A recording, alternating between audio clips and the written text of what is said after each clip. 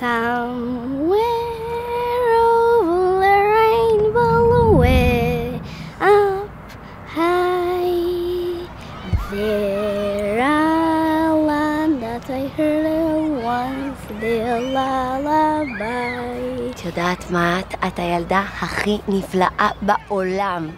אמא, אבל אמרת שאני הילדה הכי נפלאה בעולם. ברור שאת הילדה הכי נפלאה בעולם, מתוקה שלי. את הילדה הכי נפלאה בעולם בשבילי, והילדה, כנראה הילדה הכי נפלאה בעולם בשביל אמא שלה. נכון? אבל אמא, אי אפשר שתי אחים. נכון, צודקת. מה, איך היה בגן? מתוקה, עם מי שיחקת? אי אפשר שתי אחים. נכון, את צודקת. אי אפשר שני אחי. מתוקה שלי. סליחה, אני יכולה לבקש ממך בקשה טיפונת מוזרה? אני פשוט כל הזמן אומרת לילדה שלי שהיא הילדה הכי נפלאה בעולם, ועכשיו היא שמעה אותך אומרת לילדה שלך שהיא הילדה הכי נפלאה בעולם. טיפה בלבל אותה. חמודה. הכי חמודה בעולם.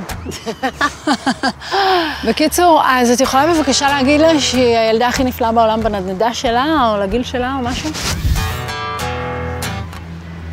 אוקיי. אז את יכולה? מה זאת אומרת? מה את רוצה שאני אגיד לה שהיא הכי נפלאה בעולם? ספציפית לנדנדה שלה? בנדנדה שלה, לגיל שלה, מה שאת רוצה. תניחי לי עם השטות הזאת, טוב? מה הבעיה שלך להגיד לה שהילדה השנייה הכי נפלאה בעולם? לילדה שלך אתה לא משנה, ולילדה שלי כן, מה אכפת לך? אני לילדה שלי אומרת את האמת, אני לא קשקשת לה. שטויות.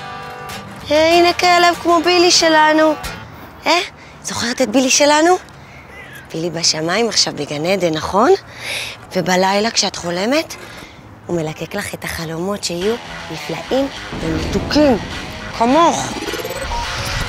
באמת? אומרת את האמת ולא מבלבלת את המוח? תקשיבי, אם כל כך חשוב לך להגיד לה את האמת, אז למה שלא תגידי לה שהכלב שלה לא בשמיים? תגידי לה את האמת שהוא מת, שהוא נרקב עכשיו באיזה מזבלה, או במקרה הטוב בקבר, ושתולעים אוכלות אותו, אוקיי? תגידי לה שזה מה שיקרה גם לכולנו. אתה מת, קבר, תולעים, שלד.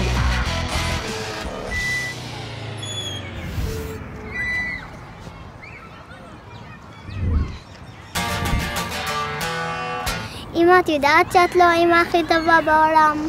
אני יודעת, מתוקה שלי, אני יודעת.